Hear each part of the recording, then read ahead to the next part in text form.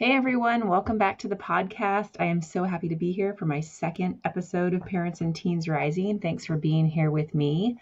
I am just coming off of a big weekend. It's been Labor Day weekend here in the United States, and we did some river rafting as a family, just my husband and my two teenagers and I.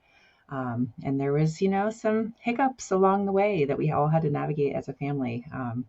There were some flipped boats and recovery from that and being broken down on the side of the road for, 4 or 5 hours on a curvy backcountry road with only satellite communication. Looking back on the weekend, one of my biggest takeaways is that, wow, I was just so proud of my teenagers and our whole family unit. We really just stayed calm and grounded, and we had good teamwork going, and the kids had such great attitudes, even though, there were some big things to navigate that were really challenging. And, I was telling my daughter, I was like, wow, I'm so proud of you and how you handled all of this. And she said, well, I didn't really have a choice. We were just thrown into these situations where we just had to kind of get through. And I reminded her that actually you did have a choice. You could have had lots of attitude. You could have really made it a lot more challenging for everyone by, the words that you were saying or the ways that you were interacting, but instead you made it easier. And the same was really true for my son too. I was just so proud of them. It's their ability to navigate challenges and to stay grounded and calm and cool and collected and um, yeah, just make it through those hard moments. I mean, that's really what we're trying to teach our kids, right? Is not that challenges aren't going to come, but how do we handle it when those challenges do arise? And just seeing them at this stage of their life being able to navigate those moments was one of those proud mom moments. So I'm just happy, on the other side of all of those big challenging moments that now I'm back at home. We're getting back into the rhythm of school for the fall year. My son's going into senior year and my daughter's going into freshman year.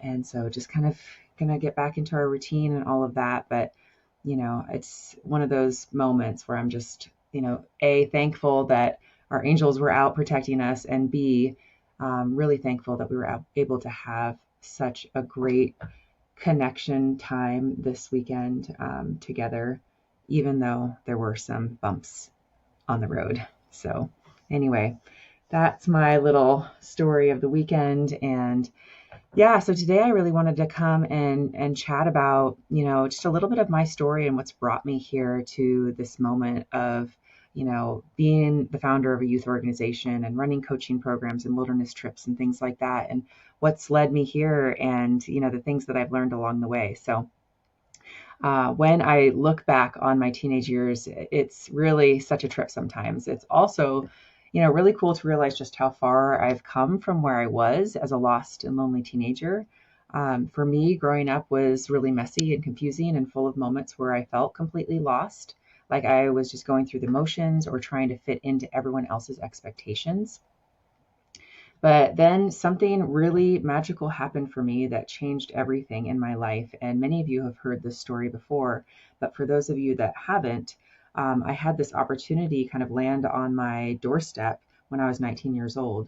My mom had gone to her psychology class at college, and a woman had come and presented about rites of passage and how transformative they could be for young people. And my mom was really blown away by the presentation and brought it back to me and said, "Hey, I'd love to, have your little brother, attend this. I think it would be really great for him." And I said, "Yeah, it would be really great for him, and it would also be really great for me." And I just really latched on because at that point in my life, I was really looking for something that had more meaning or just something that I could grab onto to give me some direction. And so I signed up immediately for it, and I stepped into the wilderness for a 10-day rite of passage that cracked me completely open, and it helped me see myself in a whole new way and set me on this journey that I'm now on today, one that's taken me from the mountains of Oregon to the cliffs of Kauai into the world of dance, education, and eventually creating the work I do with teens and parents today.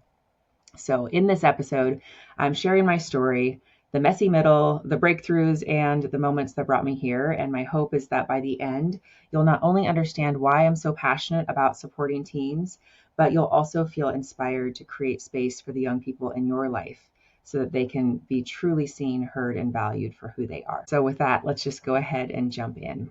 Welcome to Parents and Teens Rising, the podcast that bridges the gap between parents and teens and helps families thrive. I'm Jasmine Chandler, teen and parent coach, Wilderness Rites of Passage guide, and founder of Guided Passages. After over 16 years of working with young people, I know how challenging and rewarding these years can be. Each week, we'll explore real conversations, practical tools, and fresh perspectives to help you connect with your teen, support their confidence, and navigate the ups and downs. Let's rise together. All right, so let me take you back to my high school years. And these were a time when honestly I was just trying to survive. It was a tumultuous time of my life. My parents had gone through separations and getting back together and then ultimately divorce. I had been in a different high school for every year that I had been there. So freshman year I was somewhere, and then I went to a new school sophomore year and a new school junior year. And by the time junior year was over, I was over it. As an introverted person, always being the new kid was very, very challenging for me. It really almost just pushed me back into my shell really deeply because I kept trying to put myself out there and not finding connections, not finding, teachers really that reached out to me or, any solid friendships. I remember having experiences where I thought I would have a friend at high school, but then they would ditch me or that kind of thing. And it was just a really hard and confusing time of my life. And so I ended up leaving high school after junior year. And I ended up getting my GED, which for me was the best thing that I ever could have done. I was so happy about that choice. And so instead of going to senior year, I went to a local community college and started my college experience and started working on my AA degree. And it was so refreshing for me to be in an experience where no one cared anymore if I was a loner or if I was reading a book on a bench or doing my own thing. I could just do my own thing and have that be totally okay. And that just felt really good. And I ultimately did find my people and find some friends. And I moved out, of the house when I was probably 17 years old or so and got an apartment with some friends and really just started my young adult life, with working in restaurants and partying and doing all the things that young people do. But it ultimately, was a time that just felt like I was grabbing onto things and things were starting to take hold a little bit as far as friendships and work and things like that, but not really finding a lot of meaning in all of it, and feeling still a little bit empty, even though I was out of high school and, starting my young adult path. And so I was really searching for something at that point in my life. Um, and so that sense of being lost is really exactly what set the stage for one of the most pivotal experiences of my life to this date. So when I was 19 and I signed up for that 10-day wilderness rite of passage in the Steens Mountains of Eastern Oregon, it completely changed the trajectory of my life. I was locked into a community college and I was doing, just all the things. I was working at restaurants, like I said, and I was finishing up my AA degree. But I just didn't have any idea or clue of what I wanted to do with my life. And just all of the partying and all those types of things just really fell flat for me in a lot of ways. And so I was trying to figure something out for myself. Like, what is the point of all this? Why am I even here? Who am I? What do I even care about? I just didn't have those answers at that point in my life. So I signed up for this trip and ended up driving out to Eastern Oregon. So I was in Northern California at the time. So it was a pretty long trek. And I went out with my little brother and we drove out actually with the assistant for that trip who had flown in from the East Coast.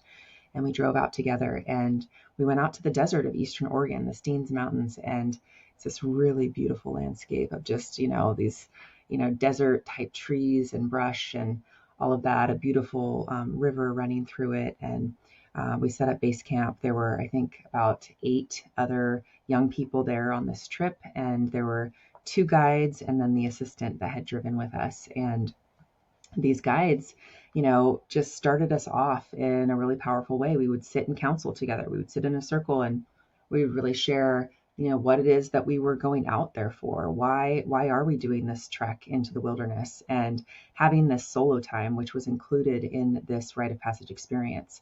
They were basically prepping us to each go out on our own for 4 days and 4 nights with our own spot, with only 4 gallons of water, no food, and a sleeping bag and a tarp, pretty much, is what we had. And so they were really prepping us for safety and prepping us for, the internal strength that we would need to persevere through that big challenge. And so we sat and in these council experiences, and council, if you don't know what that model looks like, is basically sitting in a circle and having a guide or facilitator, give a prompt of some kind, and then each person picks up a talking piece and they get to fully express themselves. Whatever the question was, they have the floor, and everyone listens intently to them. And no one responds or gives advice or any of that. They just listen and hold space for you. And then you pass it, and the next person does the same. And so to be really witnessed and seen so fully like that is something that most people don't experience in this life. And when I found that structure, that container of counsel, I was like, oh my gosh, like this is something really special here. And so yeah, we got to be deeply witnessed, deeply heard, deeply prepared, and then we crossed a threshold. So they built a threshold out of items from nature, branches and pine cones and things like that, that we actually symbolically crossed over and into our time by ourselves. So we had our backpacks and we each went out to our spots that we had selected that, were probably a good, 10 to 20 minutes away from base camp as far as walking.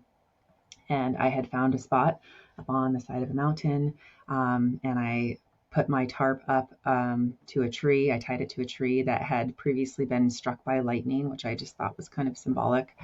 And I set myself up there with my journal and my water, and I sat with myself and sat with boredom and sat with nature and really found this deep connection to the natural world that I'd never really experienced before, because I think, in Western culture, we just don't really fully understand how connected we are to nature and how connected we are to all of life. And that was an eye-opening experience for me.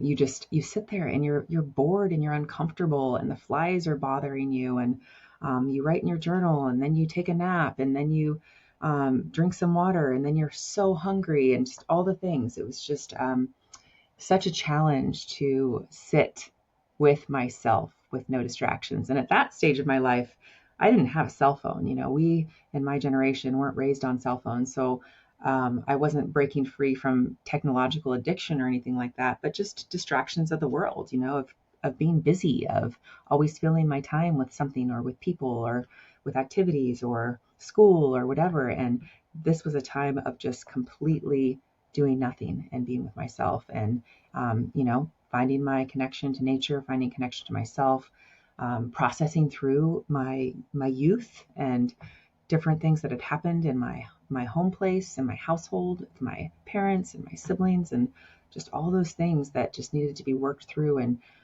you know just shifted, and the energy moved and whatnot. And so I did that, and so I made it through 3 nights, and I was on my fourth day when a storm rolled through like I had never experienced. I'd never experienced a desert storm, but this type of storm is like, it feels like the earth is about to crack open and swallow you whole. It was this thundering and so close, and it was just like booming, like bombs going off. And I was so terrified, like terrified to my absolute core. I like thought literally, this is it. I'm about to die. I'm seeing lightning crash, in the not too far distance away. And once that storm rolled in, I was like, that's it. I'm done. I'm done. This is not what I signed up for. I'm out of here. And I tore that tarp off the tree so fast, and I shoved the stuff back in my backpack so fast. And I just started booking it as fast as I could back to base camp. And I ran so hard and so fast, and the lightning and the thunder was just booming around me as I'm running. It was just dumping down rain. I was just so terrified. I was in full on fight or flight, like literally running for my life. And I ran back into base camp, and there were the guides. They were all just kind of chilling, like no big deal. Like, it's just a desert storm. Like, what's the problem?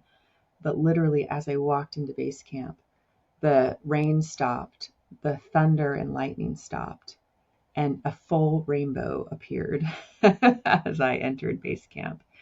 And I was just like, holy shit, like what just happened, right? What just happened? And they sat with me and talked with me, and they asked if I wanted to go back out and finish my last night. And I said, nope, I'm done. I'm done. I had enough.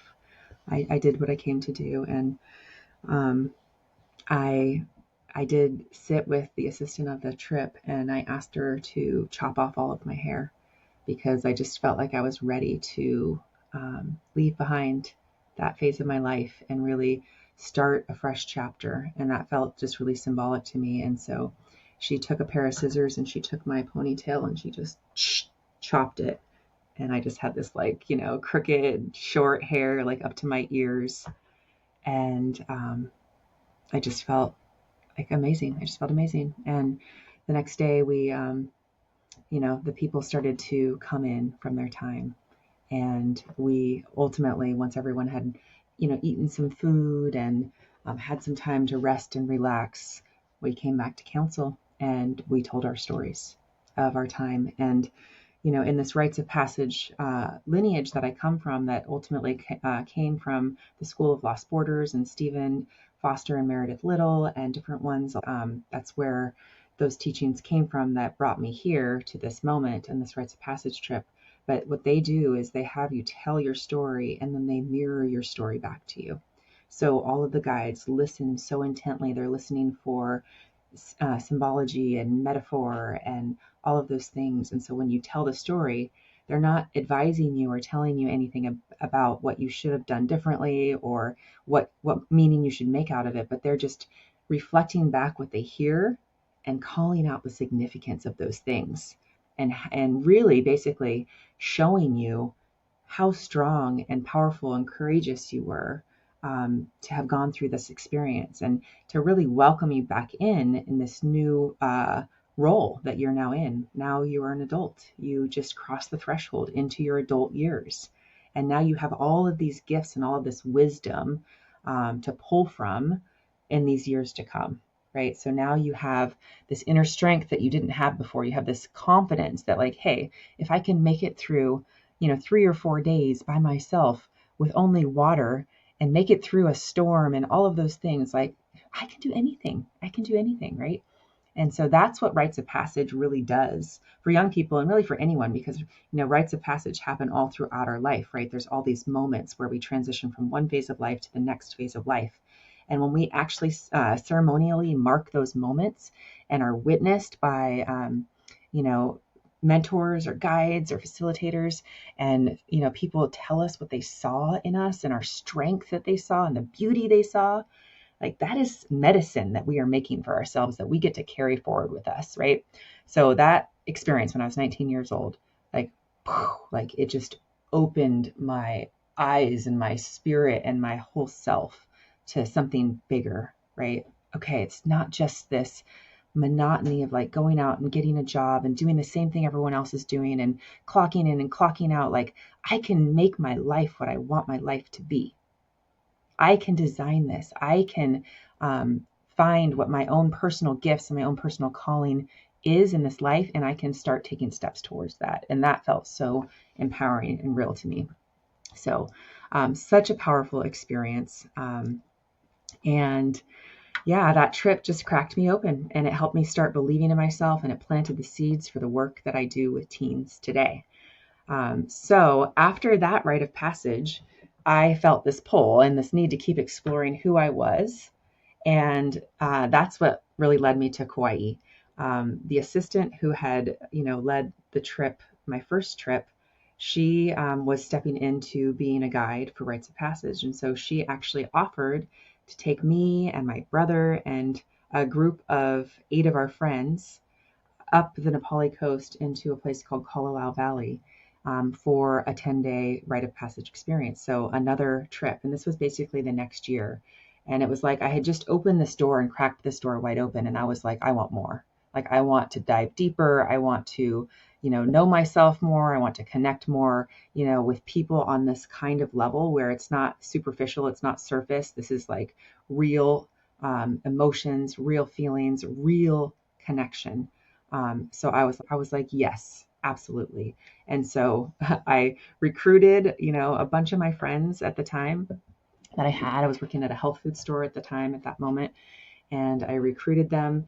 And she offered this trip to us for free of charge. We just had to buy our plane tickets and our food and things like that. But she had an assistant, and she hiked us up this trail, the Kalalau Trail, up the Nepali coast, which is ranked as one of the hardest hiking trails in the United States. It is not a joke. I mean, it's on sheer drop offs into the ocean, like 500-foot drop offs, and, slick mud, and, just slipping and sliding all over the place, and just, steep inclines and switchbacks, and just like it is a hard trail. And I personally had never backpacked before in my life, besides, carrying my backpack to my spot 5 minutes away or whatever on my first trip.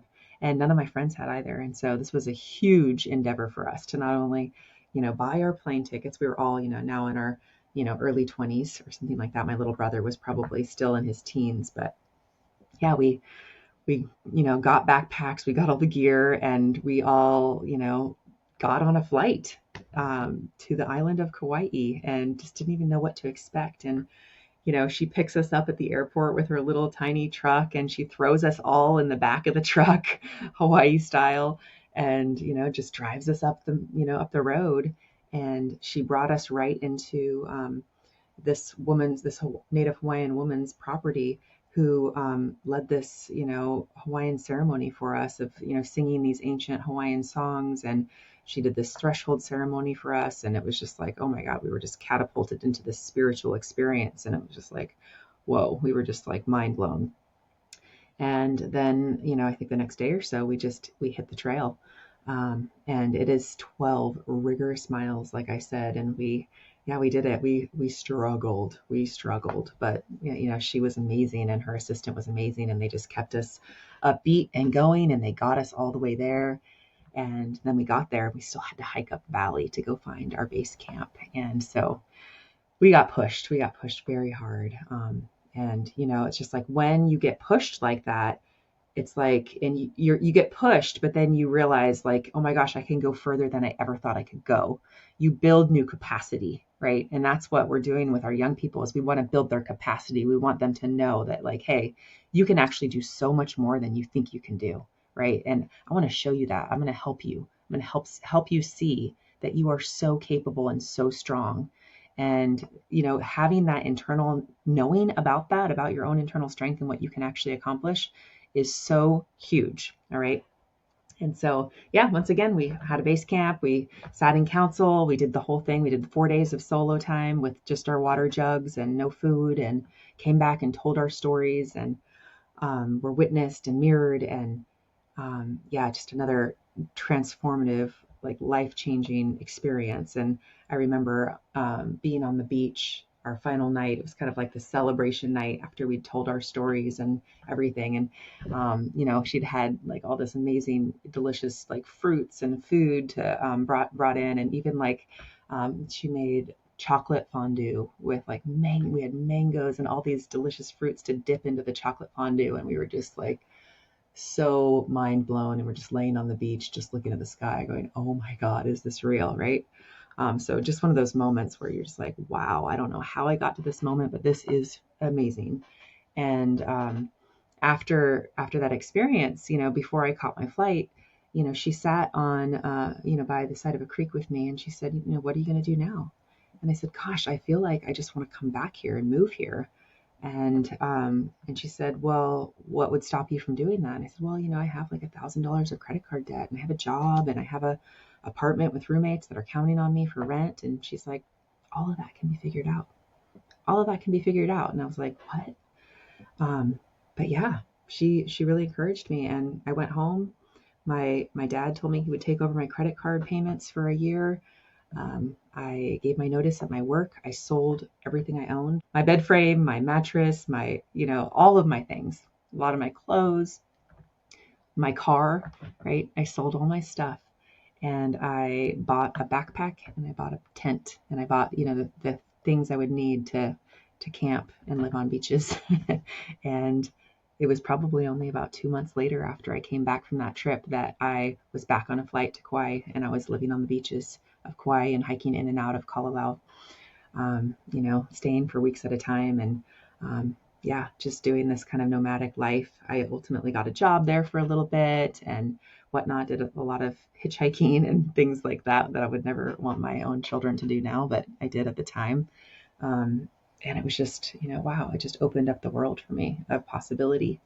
And so, yeah, that was kind of my catapulting moment into my adulthood of realizing like how much magic there is out in the world, how much possibility there is, how I can really design my life how I want it to be, that I don't have to just do things because society or my parents or anyone tells me that I need to do them. I get to decide for myself what I'm going to do, and I can figure it out, right? So yeah, that led me to all the things, and then during that time, I also got introduced to some different indigenous cultures, some mentors, some different ones that shared, um, ancient practices and ancient wisdom with me. I got to sit with these people and really be taken in and shown some beautiful things. And it really started, this spiritual journey for me of, connecting with nature and earth-based ceremony and things like that. And it's shaped my entire life from that point forward. It's shaped my entire parenting journey, the way that I've raised my children and all of that too, right? Just knowing that the nature connection is so important, and ceremony is so important, and rites of passage is so important. I've used all of those tools and things that I learned in my parenting, which has been huge. I mean, and that's why I can almost say that my kids, when they are they meet challenges or they're out in nature, they can drop in like that, and they can um, stay grounded in hard moments. So hiking in and out of the Colorado Valley became another chapter of discovering who I was and trusting myself and creating my own path. And eventually, my journey led me to my now husband, and both he and I ended up going back to school. We went to the University of Oregon, where we both got our bachelor's degrees. I studied dance and history. And after graduation, we were both hired right out of undergrad to teach in Arizona. I was hired to actually start up an entire dance program at a high school, and he was teaching social studies in a middle school. And we did that for 3 years. I was teaching dance and dancing every day, and yeah, just got thrown right into the education world. And that was a kind of trial by fire type of experience. But really, really impactful time, and really just got to make so many amazing connections with the youth at that school. And also during all of this time frame as well, I started to apprentice, with rites of passage work and do some assisting on different trips and things like that. And so it was kind of weaving in through my journey throughout. And and then I became a mother. And once I became a mother, I moved back to Oregon with my baby and my husband, and I've been in Southern Oregon ever since. And then I started working at a community college where I became a GED instructor, and I worked there for 10 years. So I was continuously learning how to guide and support youth, all while I was still growing myself and learning how to become a good mom and raise my kids and all of that as well. But it was about 13 years into my career as an educator that I started to realize that it was really wonderful to be in the classroom, and offering this type of education to young people, but I wasn't really able to make the kind of impact that I wanted to make. I really wanted to, you know, be able to sit in council with these young people, to really hear what was on their heart and what was in their, in their spirits that they hadn't really been able to express. What was really going on for them? What did they dream about? What did they want for themselves? What was holding them back from that? I wanted to sit in those spaces with them, the way that I had been able to sit in those spaces with my mentors. And so that led me to leave my career as an educator and embark on launching my own youth organization called Guided Passages.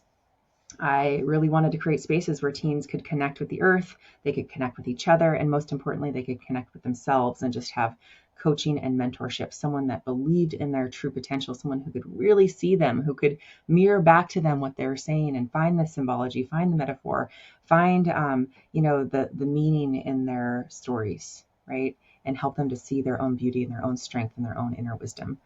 And so that is the work that I now get to do today. I founded Guided Passages in 2022, at the beginning of 2022. So it's been almost 4 years now that I've been doing this work and been able to take several groups out onto Rites of Passage backpacking trips, which is the way that I'm doing my Rites of Passage. Which I really, those two things, rites of passage and backpacking, are two of my biggest loves. And so kind of combining those together is really amazing. I think it's a powerful way to do youth rites of passage because it keeps them really engaged and pushing and moving their energy. Just kind of sitting in a base camp for 10 days is, it's a lot of stillness and a lot of talking. And so keeping them moving all the time and having sporadic chunks of counsel and things like that so that they're always active and having fun games and doing things that are really engaging them and taking some swims and all that stuff as well is so important so that they're having a fun time and they get to just be wild and really just, be their silly selves, but also bring in the depth and bring in that connection and that deep mentorship is so important. So now I'm working with teens and I'm working with parents in a variety of ways. So I have one-on-one coaching and group coaching programs. I have an in-person Youth Connect group in Southern Oregon. I do these wilderness backpacking trips and then also do some parent coaching as well. So lots of different avenues, all designed to really help young people and their parents just to build the confidence, build resilience, build connection, and a deeper sense of belonging. So it's really incredible to be here at this moment in my life where I got to experience all of those things that, set me on the path that helped me to find myself, helped me to find my gifts, helped me to find what I loved, helped me to find my people in this life that also, value spirituality and earth connection and all of those things. I was really able to find my community and my village and, find some people that, were able to help raise my children with me and I helped raise their children with them. And now I'm seeing all these, these humans that I watched come into this world now about to graduate high school or some of them, moving into, their adult lives, and it's really powerful to watch that, that whole journey, that transition. But I am feeling just so blessed and fortunate to be able to be bringing this work forward, to be able to be doing this work. It's a big deal to be living my passion and living my dream and doing the work that I feel like I was called here to this earth to do. And so, yeah, I'm just so thankful. I'm so thankful to be able to do this work. I'm so thankful for all the young people that cross my path. I mean, they are such big teachers. I mean, I know we all know as parents, right, that our kids are our biggest teachers. I've never had a bigger teacher than my own kids. But the kids that I work with, the youth that I work with, the young adults that I work with, they are such teachers to me too, right? They're so wise. They're so full of gifts and talents and beauty, right? And I just love the opportunity to help them see those things in themselves, right? And to help them to realize that they don't have to fit into anyone else's box. They don't have to, try to change themselves or fit into some mold or, have it look a certain way. That whoever they are, however they came in, right? Whatever that looks like, that is just perfect and beautiful and right and good, right? So many messages come from our culture and from our political landscape right now that it's not okay to be who you are. It's not okay to be who you are. That it's not okay to identify this way or identify that way. It's not okay to love this thing or love that thing. It's like there's so many things and so many layers that are added on through social media and comparison and all of these things that tell our young people that they need to fit this certain mold. They need to weigh this certain weight. They need to fit into this certain size. They need to look this certain way. They need to fit the mold, right? The mold is so boring. And I talked about this last week on the podcast, that, we don't want cookie cutter kids.